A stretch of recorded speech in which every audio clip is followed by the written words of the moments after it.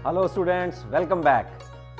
Previous video में हम लोगों ने सेक्शन बी ख़त्म किया, प्री बोर्ड 2024, और अब शुरू करते हैं हम लोग सेक्शन सी।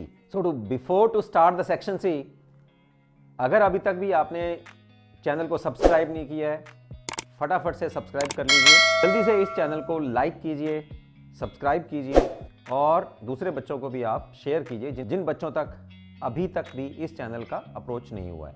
तो let's start with section C. Section C में जो फर्स्ट क्वेश्चन है, see the statement on my screen.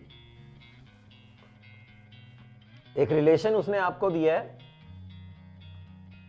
R that is defined by x, y such that x is less than y for x and y these are real numbers। तो वो कह रहा है इसको आप बताइए क्या ये रिफ्लेक्सिव रिलेशन है, सिमेट्रिक रिलेशन है, या ट्रांजिटिव रिलेशन है, या इक्विवेलेंस, यानी कि तीनों ही फीचर्स, तीनों ही इसके कैरेक्टरिस्टिक्स जो है वो सेटिस्फाई हो रहे हैं, तो ये रिफ्लेक्सिव होगा। अदरवाइज चेक कीजिए कि क्या है। तो सबसे पहले अगर हम लोग रिफ्लेक्सिविटी चेक करें इसकी, रिफ्लेक्सिविटी में क्या होता है कि दोनों एलिमेंट सेम होने चाहिए, तो 1 1 2 2 3 3, बट यहां कंडीशन क्या है कि जो फर्स्ट एलिमेंट है वो दूसरे एलिमेंट से लेस होना चाहिए। तो 1 cannot be equal to less than 1, 2 not equal to less than, not less than 2, 3 not less than 3। तो इसका मतलब this relation is not reflexive. ठीक है, क्यों? क्योंकि x अगर लेस देन y इस रिलेशन से अकॉर्डिंग है, तो x cannot be less than x और y cannot be less than y। तो ये रिफ्लेक्सिव रिलेशन नहीं है। सेकंड इसमें चेक करते हैं सिमेट्रिक रिलेशन। तो सिमेट्रिक रिलेशन के लिए क्या होता है? If x y implies y x, ठीक है, मतलब ऐसा होना चाहिए।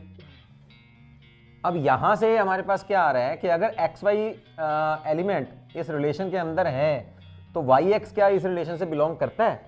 ऐसा नहीं होगा, क्योंकि एक्स जो फर्स्ट एलिमेंट है वो सेकंड से लेस है।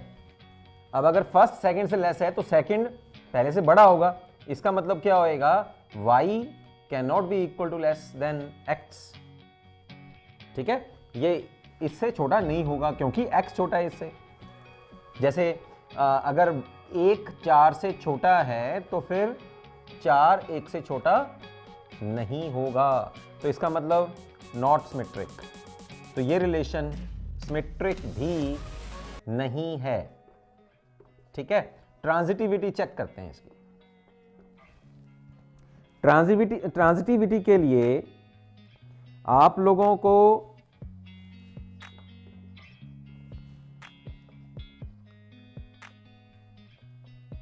दो एलिमेंट्स यहां लेते हैं हम लोग, ए बी, बी सी और सी ए। ये ट्रांजिटिविटी होती है।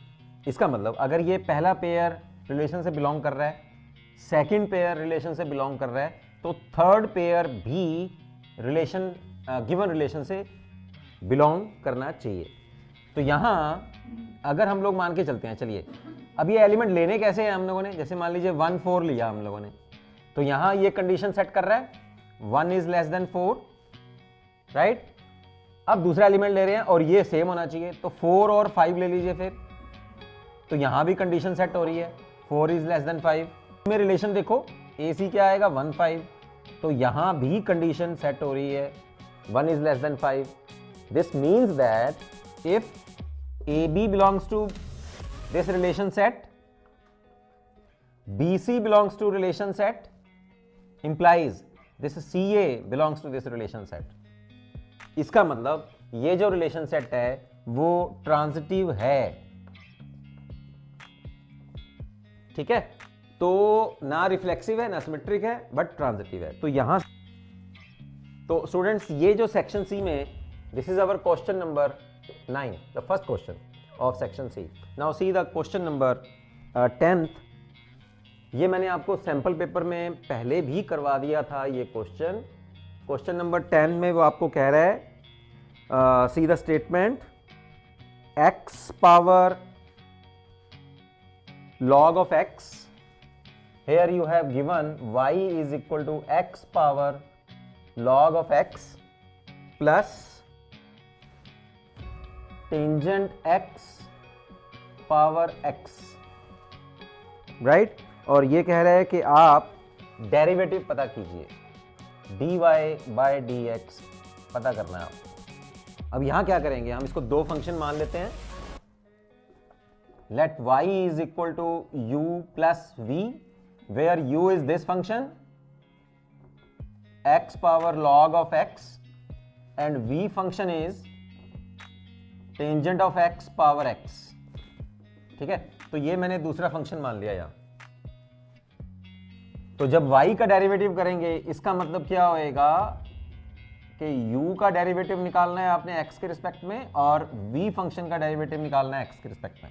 This is our equation number 2 मान लेते हैं, और ये गिवन इक्वेशन जो है दैट इज 1। चलिए सबसे पहले फिर आप इसका डेरिवेटिव करते हैं हम लोग विद रिस्पेक्ट टू x। तो अब जब हमारे पास आपके पास फार्मूला है कि अगर हमारे पास फंक्शन एक्सपोनेंशियल टाइप हो, ठीक है, पॉलिनोमियल की पावर पॉलिनोमियल हो, तो that question that differentiation should be done with the help of logarithm. तो यहां फिर आपका इस जो गिवन फंक्शन है हमारे पास x power log of x, इसका हम लोग दोनों तरफ लॉगरिथम ले लेते हैं। तो log of u is equal to log of x into log of x, क्योंकि x पावर log x है, ठीक। तो यहां दो फंक्शन हमारे पास हो गए, ठीक है। तो चेन रूल से करेंगे इसका। अब डेरिवेटिव कर देते हैं, differentiating with respect to x both sides, both side derivative करेंगे तो 1 by u du bye dx, first function को रखते हैं एज इट इज, सेकंड का derivative 1 by x plus second function को रखेंगे और फर्स्ट फंक्शन का डेरिवेटिव 1 बाय x। तो कितना बना हमारे पास फिर 2 बाय x, दोनों जुड़ जाएंगे क्योंकि सेम फंक्शन है। इस u को हम लोग राइट हैंड साइड ले जाते हैं, तो du bye dx is u means this function. तो इसको आप लोग यहां वैल्यू पुट कर देते हैं और अंदर this same function 2 by x log of x, this is our equation number 3। तो ये मैंने du बाय dx की वैल्यू निकाल ली है जो हम लोग यहां पुट करेंगे। अब सेकंड फंक्शन को ले लेते हैं, उसका भी दोनों तरफ लॉगरिथम निकाल लेते हैं हम लोग।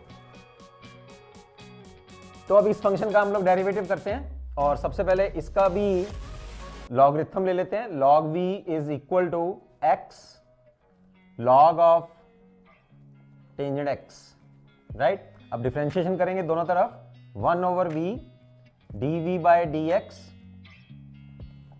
First function as it is, इसका डेरिवेटिव सेकंड फंक्शन का 1 ओवर टेंजेंट x और टेंजेंट x का derivative secant square x plus, अब second function as it is log of tangent x और x का डेरिवेटिव x के रिस्पेक्ट में 1। बस अब आंसर आ गया। इसका अगर आप सॉल्व करना चाहें तो x as it is secant square का होएगा 1 ओवर कॉस स्क्वायर और इसका होएगा साइन ओवर कॉस, तो ऊपर कॉस चला जाएगा और फिर कैंसिल होने के बाद ये बचेगा हमारे पास साइन x कॉस x, और यहां हमारे पास आया log ऑफ टेंजेंट x। ये v को हम लोग राइट हैंड साइड में ले जाते हैं और v की वैल्यू पुट कर देते हैं, तो dv by dx is equal to, put the value of v here, this is equal to tangent of x power of x into multiply with this and first function as it is, second का derivative second as it is, और तो x जो है सिर्फ यही है, तो ये आएगा x sine x cos x plus log of tangent of x, ठीक। अगर आप यहां 2 से मल्टीप्लाई कर दें, यहां भी 2 से मल्टीप्लाई कर दो, तो ये हो जाएगा 2 साइन x cos x और वो हो जाएगा साइन 2x, साइन 2x को ऊपर ले जाएंगे तो कोसिकेंट हो जाएगा। तो अगर यहां भी छोड़ सकते हैं, देखिए, और एक और तरीके से भी आंसर दे सकते हैं आप, 2 से ऊपर मल्टीप्लाई, 2 से नीचे मल्टीप्लाई, नीचे फार्मूला बन गया 2 साइन x cos x, ठीक है। तो वो हो जाएगा साइन 2x, उसको ऊपर ले जाओ तो कितना हो जाएगा 2x cosecant of 2x plus log of tangent x. This is our equation number 4. Substitute equation 3rd and 4th in equation number 2. You will get the right answer, required answer. ये third और जो fourth हमने answer निकाला, इसको second equation में du by dx की value put कर दीजिए, ये वाली यहाँ और ये वाली वैल्यू यहाँ, तो आपको रिक्वायर्ड आंसर मिलेगा जो वो कह रहा है dy by dx निकाल लीजिए। 10th में जो ऑप्शनल क्वेश्चन है वो हम लोग सॉल्व करते हैं। ये और पार्ट में है, you have to find out the integration of 5x minus 1 divided by x square plus 1 multiplied with x minus 3 into dx। तो ये इंटीग्रेशन देख के हमें ये लगता है, जब हम लोगों ने इंटीग्रेशन का चैप्टर किया था उस समय जो पार्शियल फ्रैक्शंस के मेथड से हम लोगों ने जो इंटीग्रेशन के क्वेश्चन सॉल्व किए थे, ये क्वेश्चन देखने में वही लगता है। ठीक, तो सबसे पहले नीचे जो है क्वाड्रेटिक फैक्टर भी है और लीनियर फैक्टर भी है, तो हम लोग कैसे फिर इसको कंसीडर करते हैं। Let 5x minus 1 over x square plus 1 into x minus 3, this is equal to ax plus b divided by this quadratic factor x square plus 1 plus c over this linear factor x minus 3. Now take both sides LCM, तो नीचे ये denominator तो cancel हो जाएगा, we will left with, after taking the LCM you will left with this, multiply this with this, ax square minus 3ax minus इसको इससे और यहाँ मल्टीप्लाई किया, b को मल्टीप्लाई करते हैं प्लस bx और माइनस 3b, अब इसको इससे मल्टीप्लाई करेंगे cx स्क्वायर प्लस c। चलिए अब लाइक टर्म्स को हम लोग कंपेयर करते हैं, comparing like terms both sides. तो ax स्क्वायर, एक्स स्क्वायर का कोफिशिएंट हम लोग कंपेयर करते हैं, लेफ्ट हैंड साइड में 0 है, राइट हैंड साइड में a plus c, this and this. x का कोफिशिएंट लेफ्ट हैंड साइड में 5 है और राइट हैंड साइड में माइनस 3a प्लस b, ये दोनों x के कोफिशिएंट। कांस्टेंट जो है यहाँ लेफ्ट हैंड साइड में -1 है, राइट हैंड साइड में कांस्टेंट ये और ये -3b प्लस c। अब तीन इक्वेशंस को हम लोगों ने सॉल्व करना है और तीन अननोन्स की वैल्यू निकालनी है a, b और c की। तो फर्स्ट इक्वेशन से c जो है दैट इज -a, और इसको हम लोग थर्ड इक्वेशन में पुट करते हैं, यहाँ पुट कर दीजिए आप, तो आपके पास दो इक्वेशंस बनेगी a और b में।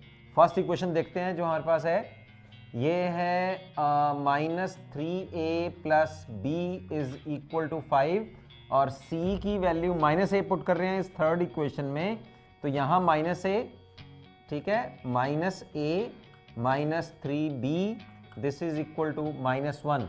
यहाँ से माइनस ये वाली वैल्यू मैंने इधर पुट करी है, ठीक है। अब इसमें से माइनस कॉमन ले लीजिए, तो ये बन जाएगा +a प्लस 3b प्लस 1। ठीक, अब हम सॉल्व करते हैं इनको। सेकंड इक्वेशन को 3 से मल्टीप्लाई करते हैं। This is our equation number 1, this is 2 और दिस इज 3, ठीक है। तो सेकंड इक्वेशन को थर्ड इक्वेशन को 3 से मल्टीप्लाई करेंगे। Second equation as it is -3a plus b is equal to 5। Third equation को 3 से मल्टीप्लाई कर रहे हैं both sides, 3a plus 9b is equal to 3। Now add both sides, इसको ऐड किया, यहाँ हो गया 10 और यहाँ हो गया 8। b इज इक्वल टू 4/5, तो b की वैल्यू जो है मेरे पास 4/5 आ गई। b की वैल्यू मैं किसी एक इक्वेशन में पुट करता हूँ, या आप सेकंड में पुट कर दीजिए या आप थर्ड में पुट कर दो। तो b की वैल्यू हम लोग यहाँ पुट करते हैं और a की वैल्यू हमारे पास आ जाएगी, फिर ये हो जाएगा 1 - 12/5, ठीक, और a की वैल्यू आएगी -7/5। ए और सी में रिलेशन देखो, सी इज नेगेटिव ऑफ ए, तो सी की वैल्यू कितनी आई +7/5। ठीक है, तो ये 3 वैल्यूज जो हैं हम लोगों ने कैलकुलेट कर ली हैं, इनको हम लोग यहां पुट करते हैं और फिर इंटीग्रेशन करते हैं। ठीक, तो सबसे पहले पुट कर लेते हैं इनको, ए बी और सी की वैल्यू। तो इसका इंटीग्रेशन मैं पुट भी कर रहा हूं और इंटीग्रेशन भी कर रहा हूं ताकि एक स्टेप बच जाए हमारा। तो 5x - 1 divided by x² + 1 x - 3 integration, this is equal to, put the value of a and b here, the value of a is -7/5, b is 4/5, तो ये बन जाएगा -7/5x + 4/5। a और b की वैल्यू मैंने पुट करी है, divided by this quadratic factor x² + 1 और सारा integration with respect to x plus c की वैल्यू पुट करते हैं यहां। c की वैल्यू है 7/5 और नीचे है मेरे पास डिनोमिनेटर में लीनियर फैक्टर और integration with respect to x। चलिए अब इनको फिर अलग अलग कर लेते हैं। यहां ऊपर नोमिनेटर में मेरे पास 2 टर्म्स हैं, इनको मैं अलग अलग कर रहा हूं। देखिए कैसे, x/x² + 1 dx + 4/5 dx/x² + 1 + 7/5 1/x - 3 into dx। ठीक है, चलिए अब यहां क्या करेंगे, देखें नीचे फंक्शन है x² + 1, इसका डेरिवेटिव करेंगे तो नोमिनेटर में आना चाहिए। तो नोमिनेटर को मैं यहां 2 से मल्टीप्लाई और 2 से डिवाइड। फॉर्मूला कौन सा लगा रहा हूं, ध्यान दीजिए, integration f'(x), this is fx, और ऐसे फंक्शन का, ऐसी फॉर्म का अगर हम लोग इंटीग्रेशन करते हैं तो ये आता है log of fx plus a constant of integration. नीचे फंक्शन है उसका ऊपर डेरिवेटिव है न्यूमरेटर में। यहां देखते हैं ये आएगा हमारे पास, फार्मूला मैं यूज कर रहा हूं x² + a², ये होता है 1/a tan inverse of x/a plus a constant. और ये जो लीनियर फैक्टर है इसके लिए मेरे पास फार्मूला है x - a के लिए just log of x - a plus a constant of integration. तो 3 फार्मूले मैंने आपको बताए हैं जो यहाँ लगने वाले हैं टर्म बाय टर्म, मैंने आपको लिख के दे दिए। अब डायरेक्ट मैं लगा रहा हूँ बस फटाफट से। ठीक है, तो नीचे यहाँ आ गया 7/10, इसका करेंगे हम लोग, ये देखिए नीचे फंक्शन है ऊपर उसका डेरिवेटिव है, तो 7/10 log of x² + 1 plus 4/5 as it is. a की वैल्यू क्या है, यहाँ 1 है, तो ये सीधा ही आ जाएगा tangent inverse of x/1 plus 7/5 log of x - 3 plus a constant of integration. बस ये बन गया। बस ये लेफ्ट हैंड साइड में हमारे पास ये जो इंटीग्रेशन का आंसर पूछ रहा है ये यहाँ, दैट इज अवर आई, जो जिसका हम लोगों ने आंसर निकालना है, और राइट हैंड साइड में ये हमारे पास आंसर आ गया। सो यहाँ से जब आप प्रैक्टिस करते हैं इंटीग्रेशन वाले चैप्टर में, उसमें जो पार्शियल फ्रैक्शन का हमारे पास टॉपिक है वो डायरेक्ट यहाँ से देखते ही पता लग जाता है। उन बच्चों को पता लगेगा जिन्होंने इंटीग्रेशन के चैप्टर को 3-4 बार ये प्री बोर्ड का पेपर करने से पहले रिवाइज कर लिया होगा। ठीक है, वैसे भी मैं उस इंटीग्रेशन वाले चैप्टर का आपको यहाँ लिंक भी डाल दूंगा ताकि आपके लिए वो ईजी थोड़ा हो जाए और चैप्टर के गो थ्रू भी आप हो जाएं उसके लिए। ठीक है, तो एक क्वेश्चन हम लोग इसमें और कर लेते हैं इसी वीडियो में, solve the following linear programming problem graphically. ठीक है, क्वेश्चन नंबर 11। तो 11th क्वेश्चन में ही इज आस्किंग टू मैक्सिमाइज और minimize this function and see the statement on the screen. Subject to the constraints are given to you as x plus y less than equal to 10, x plus y greater than equal to 3, x is less than equal to 9 and y is less than or equal to 9, x is greater than equal to 0, y greater than equal to 0 का मतलब होता है कि ये first quadrant में ही आपका ये सब जो है आप मैक्सिमाइज मिनिमाइज करेंगे, जो ग्राफ बनाएंगे वो फर्स्ट क्वाड्रेंट में ही आपका आना चाहिए।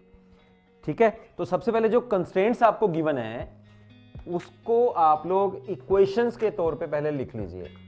तो इक्वेशन हमारे पास सबसे पहले बनती है x plus y is equal to 10। दूसरी इक्वेशन हमारे पास बनेगी x plus y is equal to 3। Third equation जो है that is 9, x is 9, y is 9।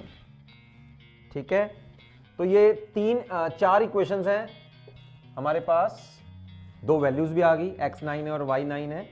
तो यहां से सबसे पहले हम टेबल बना लेते हैं कि भाई इन लाइंस का जो ये this equations represent you straight lines, okay.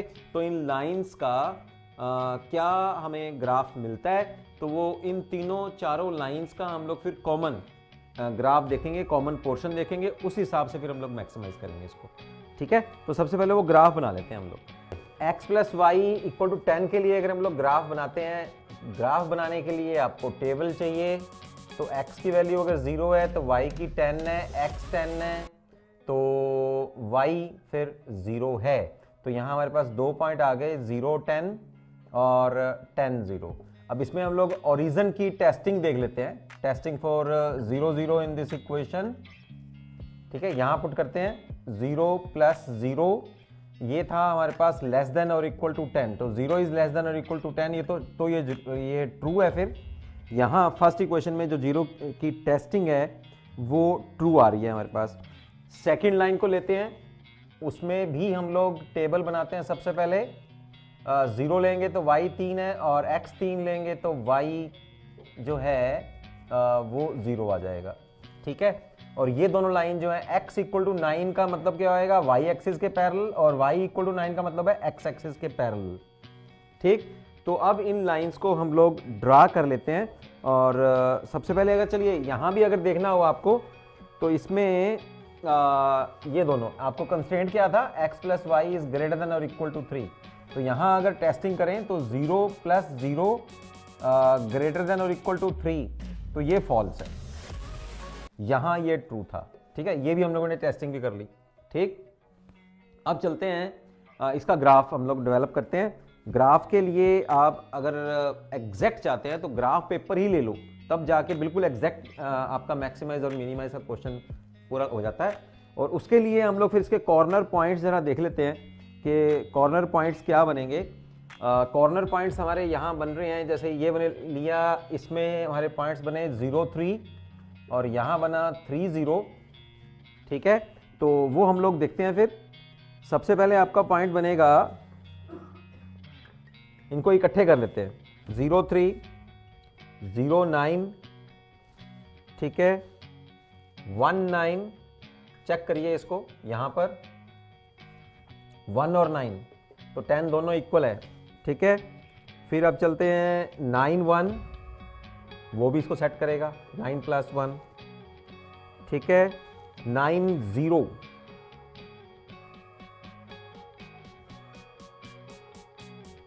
ये वाला पॉइंट, दिस इज 9 0, और ये क्या है 0 9। तो 9 0 वाला भी एक कॉमन आ रहा है हमारे पास, 0 9 वाला तो ये है ही, चलो ये 0 9 हो गया।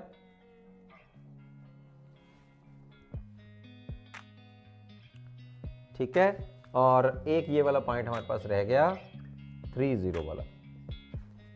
ठीक, अब इसके अकॉर्डिंग जो है हम लोग ग्राफ बना रहे हैं। चलिए, मैंने क्या किया, फटाफट से मैंने इन लाइंस को देख के, ये वाली लाइन, ये वाली लाइन, ये लाइन और ये लाइन, चारों लाइंस को मैंने ड्रा कर दिया। जस्ट आपने भी ऐसे ही ग्राफ पे करना है। पहली लाइन क्या है, x plus y equal to 10, इसका मतलब क्या है, आपको ड्रा करने हैं 0 10 और 10 0। 0 10 ये वाला पॉइंट है और 10 0 ये वाला पॉइंट है, इन दोनों को मिला दीजिए बस। तो ये लाइन क्या बनेगी, x plus y is equal to 10। फिर x plus y is equal to 3 कर लीजिए, वो कैसे मिलेगी, 0 3 और 3 0, 0 3 और 3 0। अब इसको मिला लीजिए तो ये लाइन क्या बनेगी, x plus y equal to 3। तो ये दो लाइनें आ गई हमारे पास। अब दो लाइन्स और ड्रा कर लो। तो ये वाली लाइन क्या है, x इक्वल टू 9, तो ये x इक्वल टू 9 वाली लाइन होगी, और ये x plus y equal to 10 को कहाँ कट कर रही है, 9 1 पे कट करेगी। ग्राफ पे अगर देखेंगे तो बिल्कुल ध्यान से पता लगेगा आपको। और जो y इक्वल टू 9 लाइन है वो कहाँ कट करेगी, 1 9 पे वो कट करेगी। ठीक है, बस अब इनके बीच का जो भी शेडेड पोर्शन है that is the graph of these given constraints.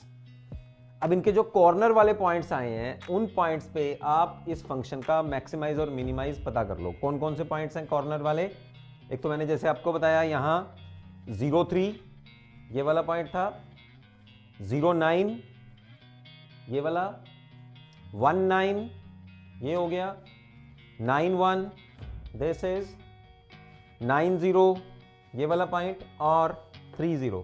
तो ये सारे कॉर्नर वाले पॉइंट्स हो गए 1 2 3 4 5 एंड 6। मतलब कॉर्नर पॉइंट्स कौन से पॉइंट जिनके बीच में वो कर्व जो है, वो शेडेड एरिया जो है जिन पॉइंट्स के बीच में लाई कर रहा है, अब उन्हीं के ऊपर z की वैल्यू आप निकाल लीजिए। तो z की वैल्यू निकालते हैं। फिर पहले 3 0 पे निकालेंगे, एट 3 0। ठीक है, तो 3 0 पे यहां पुट कर देते हैं। 3 0 मीन्स z होएगा 9। ठीक है, 0 9 पे काउंट करिए, z की वैल्यू हो जाएगी 0 9 है तो यहां भी 9 हो जाएगी। ठीक, 1 9 पे, 1 9 मीन्स 3 और 9, z इज इक्वल टू 12। 9 1 पे निकालते हैं, 9 या 27 और एक 28, तो 9 1 पे, 9 1 इज दिस इज योर 9 1, वहां इसकी मैक्सिमम वैल्यू आने की संभावना है। 9 0 पे देख लेते हैं, 9 0 9 या 27, तो z की वैल्यू जो है वो 27 बनेगी। ठीक है, और 3 0 पे मैंने कर ही दी है, 0 3 पे भी निकाल लेते हैं। 0 3 पे z की वैल्यू बनेगी 3। तो अब इसमें से मैक्सिमम वैल्यू देख लीजिए और मिनिमम वैल्यू देख लीजिए। तो maximum value of z is 28 and is at कौन से पॉइंट पे है, 9 1 पे। और minimum value of z is, इन सब में से मिनिमम क्या है, 3 एंड इज एट 0 3। ठीक है, तो ये मैक्सिमाइज और मिनिमाइज हम लोगों ने करके बताया उसको। तो ये था हमारा 11th क्वेश्चन। तो स्टूडेंट्स सेक्शन सी में जो 4th क्वेश्चन है दैट इज क्वेश्चन नंबर 12, उसमें आपको बोल रहे हैं कि ये इस डिफरेंशियल इक्वेशन को आप सॉल्व कीजिए। तो सबसे पहले तो हम लोग को देखेंगे कि ये डिफरेंशियल इक्वेशन कौन सी टाइप में बनती है। हम लोगों ने जो अब तक डिफरेंशियल इक्वेशन सीखी हैं, variable separable method, homogeneous linear differential equations और लीनियर डिफरेंशियल इक्वेशंस। ठीक है, तो उसमें से देखते हैं, सेपरेबल वाला तो बनता नहीं है, तो ये होमोजेनियस का बन सकता है। होमोजेनियस का क्यों है, क्योंकि वेरिएबल्स की देखो पावर, देखो हर जगह 2 बन रही है, यहाँ भी 2 पावर है, यहाँ भी 2, यहाँ भी 2 1 और 1, और यहाँ भी 2 है, तो 2 पावर है। तो ये होमोजेनियस डिफरेंशियल इक्वेशन का क्वेश्चन बन जाएगा। तो यहाँ dy बाय dx हम लोग निकाल लेते हैं, 16x square plus xy plus y square over x square, this is equal to 16 plus y by x plus y by x whole square. हम लोगों ने क्या किया, हर एक टर्म के नीचे जो है वो x स्क्वायर मैंने ले आया, इससे ये x स्क्वायर कैंसिल हो जाएगा, यहाँ एक x कैंसिल होगा, y बाय x और y square by x square. ठीक है, so this is homogeneous differential equation और y बाय x फॉर्म में है, तो ये y बाय x को ही आप v पुट कर दीजिए और y is equal to vx। तो dy बाय dx हम लोग यहाँ पुट करेंगे, उसकी value v plus x dv by dx। मैंने यहाँ से, हम लोगों ने जब चैप्टर किया था तो सब कुछ बताया था मैंने कि dy बाय dx की वैल्यू हम लोग यहाँ से निकालेंगे, यहाँ पुट करेंगे, that is the value of dy by dx। Right hand side में भी पुट कर देते हैं, 16 प्लस v स्क्वायर, ये v इस v से कैंसिल हो जाएगा। वेरिएबल सेपरेट कर लो, अब एक तरफ v वाले वेरिएबल्स ले आते हैं 16 प्लस v स्क्वायर और एक तरफ x वेरिएबल ले जाते हैं। वेरिएबल सेपरेट हो गए तो क्या करते हैं, फिर इंटीग्रेशन कर देते हैं। डायरेक्ट फार्मूला बन रहा है इनका, 16 को हम लोग 4 स्क्वायर लिख सकते हैं और ये v स्क्वायर, यहाँ आ गया dx बाय x इंटीग्रेशन करने पे ये बनेगा, डायरेक्ट फार्मूला बन रहा है a square plus x square का, तो 1/4 tan inverse of v by 4 is equal to log of x plus a constant of integration. Now put the value of v here. अगर v is y by x, तो यहाँ answer क्या आएगा हमारे पास 1/4 tan inverse of y by 4x. This is equal to log of x plus a constant of integration. तो ये हमारे पास आंसर बनता है इस क्वेश्चन का। अब इस 12 क्वेश्चन में भी आपको एक ऑप्शनल पार्ट दिया है, उसने ऑप्शनल क्वेश्चन दिया है कि या तो आप इस क्वेश्चन को कर लीजिए या उसका जो ऑप्शनल पार्ट है वो भी मैं यहाँ आपको सॉल्व कर देता हूँ। ऑप्शनल पार्ट है कि इस डिफरेंशियल इक्वेशन को आप सॉल्व करिए sine of dy by dx is equal to 4 और इनिशियल कंडीशन गिवन है y0 इज इक्वल टू 2। ठीक, तो स्टूडेंट्स ये भी बहुत इजी है। हम लोग क्या करेंगे, क्योंकि अभी तक ये पॉलिनोमियल नहीं बनी है, तो इस साइन को खत्म करेंगे लेफ्ट हैंड साइड से। जो डिफरेंशियल ऑपरेटर है उसको एक तरफ रखेंगे हम लोग, दोनों तरफ आप साइन इनवर्स ले लीजिए, तो यहां से साइन कैंसिल हो जाएगा। dy by dx this is equal to sine inverse of 4। अब हमें y निकालना है, डिफरेंशियल इक्वेशन है, गिवन हो तो हम लोग कैसे करते हैं, फिर डिफरेंशियल इक्वेशन को सॉल्व कैसे करते हैं, इंटीग्रेशन से। तो यहाँ बोथ साइड इंटीग्रेटिंग कर दीजिए, integration both side with respect to x। तो यहाँ ये बनेगा y और यहाँ क्योंकि ये कांस्टेंट है तो sine inverse 4 into 1dx plus constant. तो ये तो कांस्टेंट है, साइन इनवर्स 4 को एज इट इज रख लेते हैं। 1 का integration with respect to x is x, here you have y। तो ये हमारे पास जनरल सोल्यूशन आ गया। ठीक है, लेकिन वो आपको इनिशियल कंडीशन गिवन है। तो जब हम लोगों ने चैप्टर क्या मैंने आपको बताया था कि जब इनिशियल कंडीशंस गिवन हो तो उस समय जनरल सोल्यूशन नहीं देते हम लोग, इनिशियल कंडीशन की हेल्प से आपको आर्बिट्रेरी कांस्टेंट की वैल्यू निकालनी होती है। तो यहाँ आर्बिट्रेरी कांस्टेंट की वैल्यू निकालने के लिए इसको हम लोग यूज़ करते हैं। y0 का मतलब है कि x 0 है और y की वैल्यू 2 है, तो यहाँ पुट कर देते हैं 2, यहाँ 0 पुट करेंगे तो 0 plus c implies c is equal to 2, put here, so the required answer is x sine inverse of 4 plus 2. This is your required answer of the given differential equation. So ये हमारे पास 12th question था। अब चलते हैं 13th question की ओर। Section C का जो आखिरी क्वेश्चन है दैट इज क्वेश्चन नंबर 13, उसमें भी आपको ऑप्शनल पार्ट मिलेंगे। तो उसका जो फर्स्ट ऑप्शन पार्ट है that is, see the statement on the screen. A problem is given to 3 students whose chances of solving it are 1/3, 1/5 and 1/6. तो हमें यहाँ गिवन क्या है, हम लोग मान लेते हैं कि 3 स्टूडेंट्स जो हैं वो A, B और C हैं, and according to given the probability of A is 1/3. ठीक है, यहाँ हम लोग 3 स्टूडेंट्स जो हैं वो कंसिडर कर रहे हैं A, B, C, और हमें गिवन है उनके प्रोबेबिलिटी सॉल्व करने की किसी क्वेश्चन को। Probability of C is 1/6। तो क्वेश्चन में फर्स्ट पार्ट कह रहा है what is the probability that exactly one of them solve the problem. Exactly one of them का मतलब है कि या तो A सॉल्व करे B और C ना करे, B सॉल्व करे तो A और C ना करें, या C सॉल्व करे तो A और B ना करे। ठीक है, ना करेगा मतलब सबसे पहले इनकी फिर प्रोबेबिलिटी वो निकाल लेते हैं कि जिसमें A कॉम्प्लीमेंट का मतलब है कि A सॉल्व प्रॉब्लम को सॉल्व नहीं कर पाएगा। तो 1 - 1/3 is 2/3। Probability of not B means problem is not solved by B। तो 1 - 1/5 is equal to 4/5। Probability of C that is not solving the problem, not C, okay, 1 - 1/6, तो ये आ जाएगा 5/6। तो ये भी निकाल के रख लिया हम लोगों ने।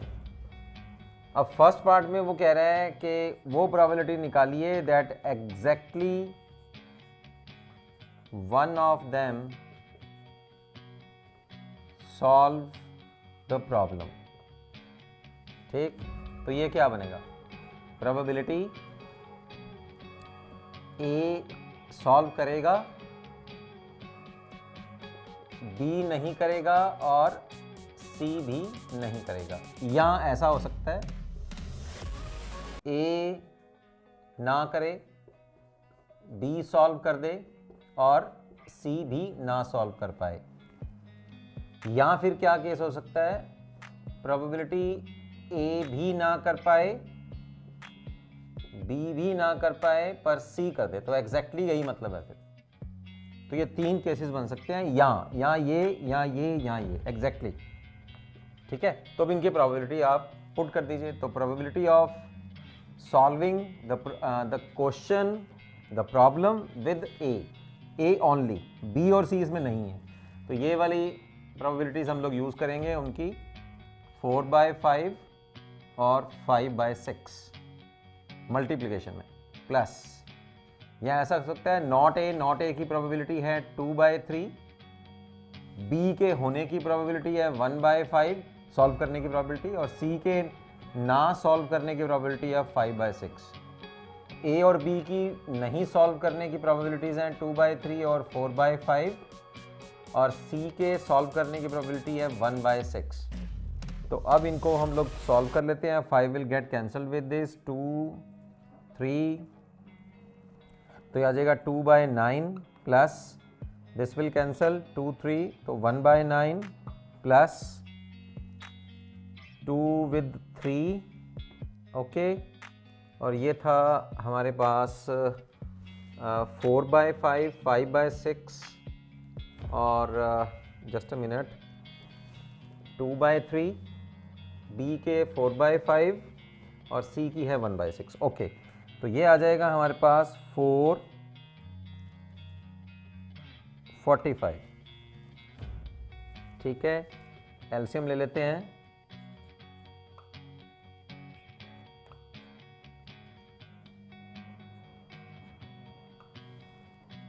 ओके, तो एलसीएम लेने के बाद ये आया 19/45 कि exactly one of them will solve the problem. इसका अब सेकंड पार्ट जो है, the problem will be solve, तो अब तीनों में से कोई भी सॉल्व कर सकता है, प्रॉब्लम विल बी सॉल्व। तो सबसे पहले हम लोग देखते हैं कि problem will not be solve, वो निकाल लेते हैं। Not solve, problem not solve, तीनों की मल्टीप्लाई 2/3, 4/5 और 5/6, दिस विल कैंसल। ठीक है, 3, तो ये हो गया 4/9, 4/9। Problem will be solved, problem will solve, तो ये क्या होगा 1 माइनस नॉट सॉल्व, तो 1 माइनस 4/9 यानी कि 5/9। तो प्रॉब्लम सॉल्व जो मर्जी कर दे तीनों में से, ठीक है, बट प्रॉब्लम सॉल्व हो जाए तो उसकी प्रोबेबिलिटी बनती है 5/9। तो ये था हमारा 13th question, first optional part.